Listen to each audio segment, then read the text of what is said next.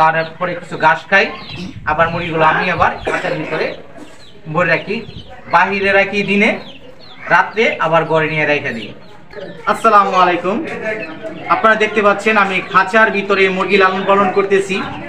আমার মতো যারা শহরে বসবাস করেন তারাও এই খাঁচার ভিতরে মুরগি লালন পালন করতে পারবেন। আর যারা গ্রামে বসবাস করেন তাদের তো অনেক জায়গা জমি আছে, আপনারা ওইখানেও মুরগি লালন পালন করতে পারবেন, ইচ্ছা থাকলেই উপায় হয়। এখানে 5টা মুরগি আছে। আমি একেবারে ছোট মুরগির বাচ্চা কিনছিলাম মাত্র 25 টাকা করে। এখন এই বাচ্চাগুলোর বয়স হয়েছে মাত্র 1.5 মাস। দেখেন কতটুকু বড় হয়েছে। এখানে ছোট 2টা আছে আর বড় 3টা। বর্তমান বাজারে মুরগির দামগুলো অনেক বেশি।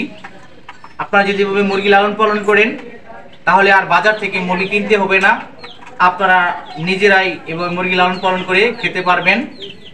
আর আমি মুরগির যে খাবারগুলো খাওয়াচ্ছি, মুরগির যে খাদ্য আছে তার সাথে ভুসি আর কিছু ভাত খাওয়াচ্ছি, খুদ, এসব খাবার খাওয়াচ্ছি।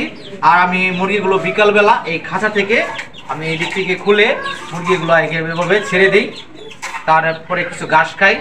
আবার মুরগিগুলো আমি আবার খাঁচার ভিতরে ভরে রাখি, বাহিরে রাখি দিনে, রাত্রে আবার ঘরে নিয়ে রেখে দিই। দেখতে পাচ্ছেন অনেক সুন্দর মুরগির বাচ্চাগুলো। এই মুরগিগুলো আরো বড় হবে, আরো সুন্দর হবে। একেবারেই 3টা মুরগ আছে, এখানে বাচ্চা আছে 2টা ছোট। খাবারগুলো একেবারে খেয়ে ফেলেছে। যত খাবার দিতে পারবেন এই মুরগিগুলোরে ততই বেশি বড় হবে।